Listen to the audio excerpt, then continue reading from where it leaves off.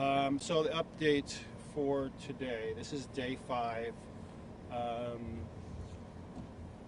The searches we had out there today were pretty much from the same sheriff's offices that we've had out here, and I do want to talk about who they were.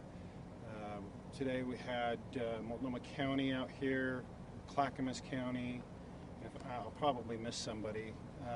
Pacific Northwest Search and Rescue was out here, Mountain Wave, dog teams from Mountain Wave. I'm not sure if Norsar was out here, but we had roughly, I want to say, 50 people that were putting out into the field today.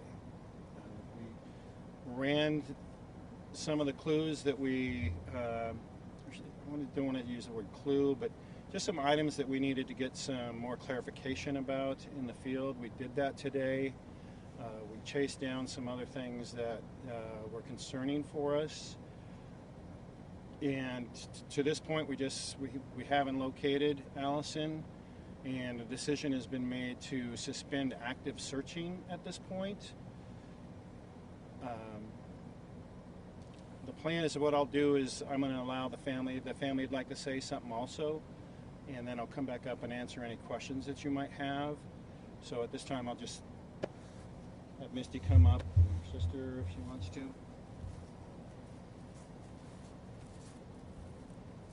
Hi, I'm Misty. I'm Allison's mom.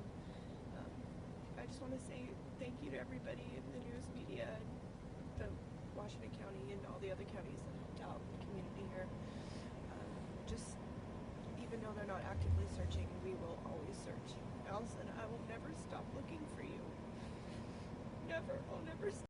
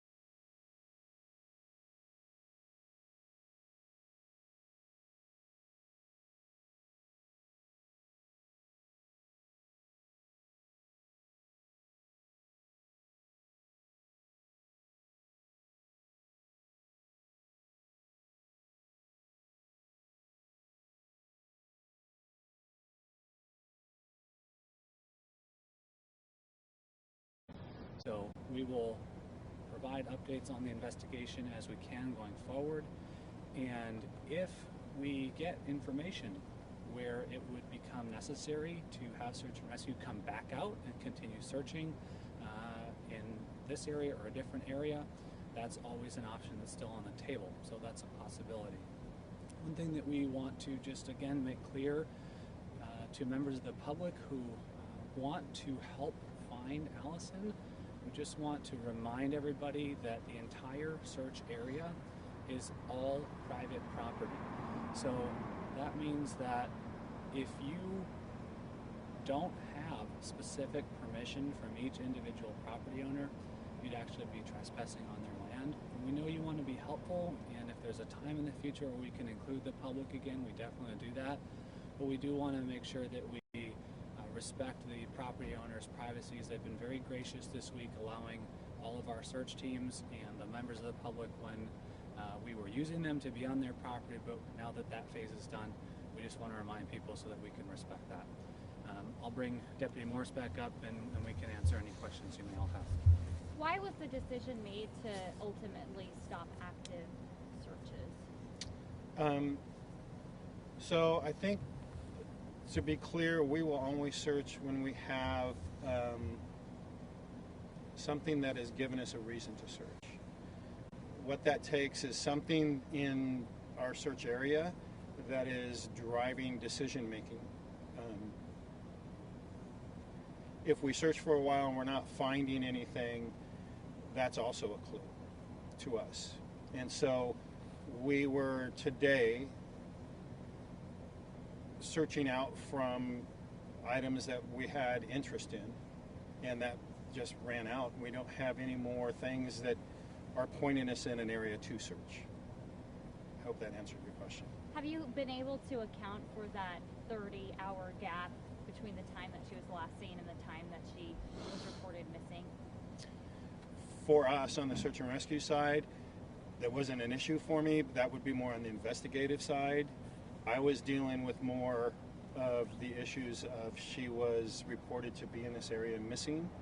So that would probably be more an investigative type question that unfortunately I just can't answer for you. Detective, can you answer that? Yeah, we're still working on trying to piece together where exactly she might have been and where Mr. Garland was during all these different times. I think we've provided some information about some points in time where we did know where they were or where one of them might have been, but that's still part of that ongoing investigation that's going to continue tonight and in the following days. And then do you know why the father of Mr. Garland just reported Allyson as missing and not his own son?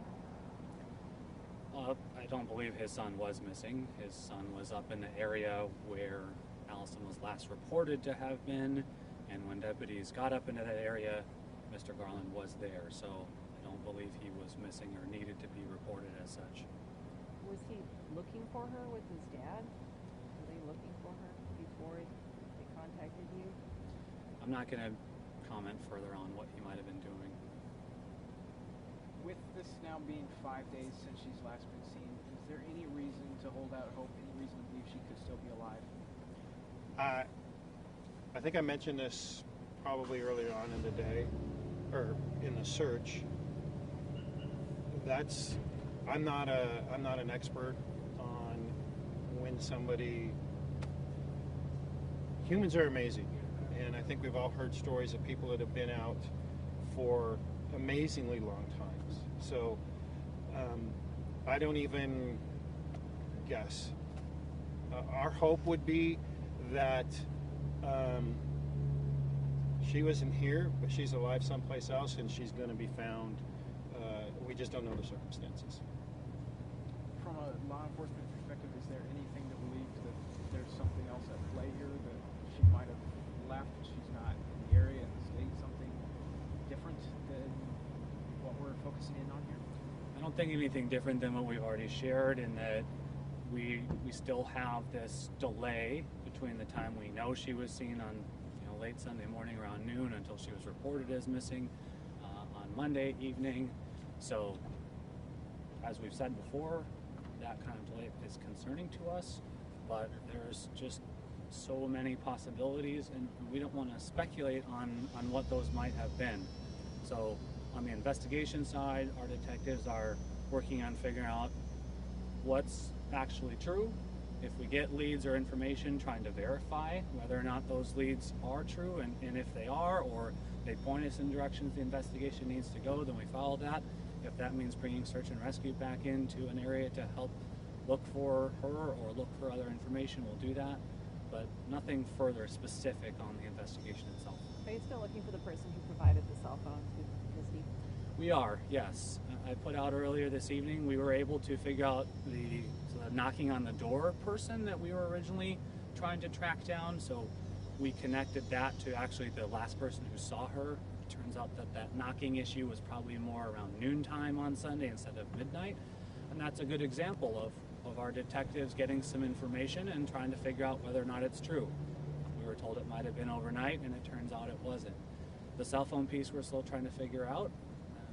That phone was given to Misty by a customer at the Reedville Cafe. She does not know that customer's name, and so if you know who that person is or you are that person, I'd just like to get some information about your phone in case that might help us find out where Allyson is or where her phone is. I wanted to add a piece of information. So my day-to-day job is in patrol and investigations every day. SAR is a collateral duty for me. So I do know who's doing the investigations, and we have had conversations. We wouldn't be out here searching at all if we believed definitively that something else happened. We wouldn't be able to justify that to the taxpayers of wasting time for nothings. If that answers your question in the sense of there's no definitive answer, I think, at all at this point about what happened. So, and that's right now, it's just going to more focus on the investigative side because we don't have any actionable items on the SAR side at this point. Is there any evidence that you've come across that would lead this to become a criminal investigation at all? I don't think we're going to talk about anything specific that we may have found out there. We're just still going to be open-minded and track down any leads we have. Can you give us the name of the family member that was Misty that spoke? I just haven't talked to her, so I don't have her name. I'm sorry, that spoke after After Misty? Misty. That was her sister. That was Allison's aunt that spoke after. Do you have her name? We can get that to you. Her name is Billy, but we'll get you her information Okay. after we're done. And just to provide some context for the scope of the efforts that the SAR teams have put out, the search area covered about 1,600 acres. Thousands and thousands of search hours were completed this week. So I can give you an idea of the level of effort that the search teams went to. We also just want to, as Deputy Morris mentioned, give our thanks and appreciation to all the people who were out here. There are many, many different agencies involved in supporting us. The community here in North Plains has been great. People have been bringing out food, water, supplies that have been needed, and we appreciate that. But even more so, that's really meant the world to Allison's family as they just see the community support. And so we just want to make sure that everybody out there knows how much those efforts were appreciated by them. Have investigators been getting any information from the I guess, updated tip line? Has anything good come through that? I'm not going to be specific about anything that's come through that line. We still would like people to call into the sheriff's office if they have information. We have had people call in who we've talked to who said, well, I figured you already knew, or somebody else already told you, and that may not be true. So we would much rather hear it from 2 people or 3 or 5 than you just assume we've heard it and not ever hear it at all. So that number is 503-846-2700. That rings into our records department at staff 24/7, and then all those tips are sent to the investigators to filter through and figure out if it's something that we need to take action on. That honestly has been helpful for us. We've received, when they go through those tips, we received information if it was something that related to what we were doing out here on the search and rescue side. That information was being brought to us, which was fantastic. So please, if you have information, don't stop. We'll take all the information we can get. Could you speak a little bit about the size and scope of the area you were searching? I understand that in some cases you have to operate over a much larger scale, and this seemed to be much more confined just to about 2 square miles. And going through that very thoroughly over the course of a few days, is that the case? Sure, I can talk a little bit to that. And for the timeline, I think there's a good break point that was, I think, pretty obvious. At the very beginning, we were probably moving a lot quicker, a lot faster, trying to find any information in the areas that we were searching for that would give us something to direct our search. When we did get that, and I think that was day 3, that's when I had to ask for the public not to be so involved. They were still involved, and this is very helpful, but in the sense that we weren't going to be putting untrained searchers in the field. So there was a transition, and I wanted to say it was day 3, where we slowed down and really started searching out some of the things that we were finding out there. Did you ever go through areas twice? For sure. Yeah, we go through, not only do we go through it twice, but we put different types of search resource in there. There's different types of dogs that we use. Helicopters, obviously, and drones, but definitely there were areas that were searched more broad that we went back through again with a different tactic in the way we were searching it. With so many different resources deployed in such a small area, can you say with any degree of certainty that she couldn't be in this area that you were searching? I don't like absolutes. If I believed she was in an area that I could go find her, this wouldn't be getting suspended. We have gone through every area that we thought had any type of inkling that she would be in, even to the smallest degree. We've just chased everything that we had. If there was still stuff to do, and stuff that was pointing us in a direction, we would still be going. Can you release now the location of where she was last seen? No, because the investigation side of this is still going. Normally, as you could probably understand, investigations can take time. Obviously, we're 5 days into a search, so at this point, that's going to sit in more in the investigative part of it, and it would be information that they would want to have decision making. It's tough to call it off. It is tough. Yeah, very tough. It's tough to have that conversation with the family. You know, you develop a rapport and a relationship, I guess, to a certain degree. So yeah, it's very tough. Have you talked about what's next for them? What they plan to do maybe publicly or their search efforts themselves? Honestly, I think that